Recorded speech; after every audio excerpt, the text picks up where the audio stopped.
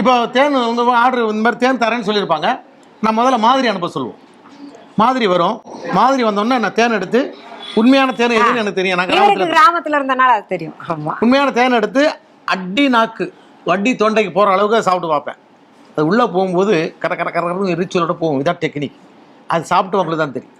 அப்படி போனால் அது உண்மையான தேன். இது கொம்பு தேன் எப்படி இருக்கும், பொந்து தேன் எப்படி இருக்கும், மலர் தேன் எப்படி இருக்கும், பொட்டி தேன் எப்படி இருக்குங்கிறது எனக்கு தெரியும்.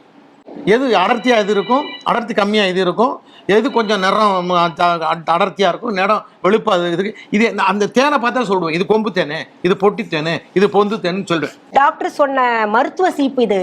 அடுத்தது பார்த்தீங்கன்னா நீம் கோம்பு இருக்கு, வேப்ப மரத்தால் செய்த சீப்பு இருக்கு, நீம் பிரஷ் டூத் பிரஷ் இருக்கு.